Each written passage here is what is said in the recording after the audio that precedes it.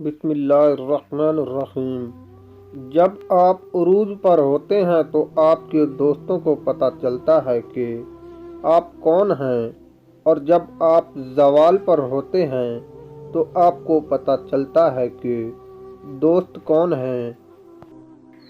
جانوروں میں خواہش پائی جاتی ہے لیکن عقل نہیں ہوتی۔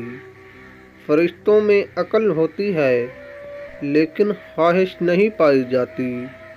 انسان میں دونوں چیزیں موجود ہوتی ہیں، اس میں عقل بھی ہے اور خواہش بھی۔ اگر انسان خواہش سے عقل کو دبا لیتا ہے تو وہ جانوروں کی صف میں شامل ہو جاتا ہے، اور اگر عقل سے خواہش کو دبا لیتا ہے تو اس کا شمار فرشتوں کی صف میں کیا جائے گا۔ جب غلطی ثابت ہو جاتی ہے تو عقل مند اپنے آپ کو درست کر لیتا ہے اور جاہل ضد پر اڑ جاتا ہے۔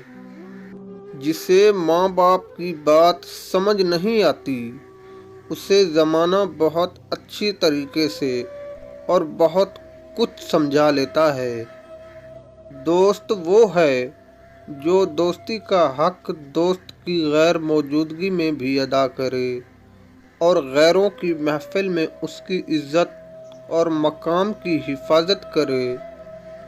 عورت کو ہر اس مرد سے محبت ہوتی ہے جو اس کا محرم ہو، مثلاً اس کا باپ، بھائی اور شوہر۔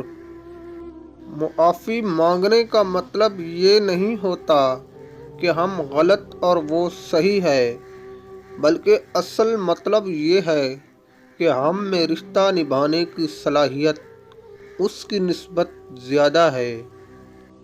جب عورت کسی غیر مرد کا نام لینا شروع کر دے تو فوراً سمجھ جانا کہ وہ غلط نہیں ہے، بلکہ اس کی کوئی اور وجہ بھی ہو سکتی ہے۔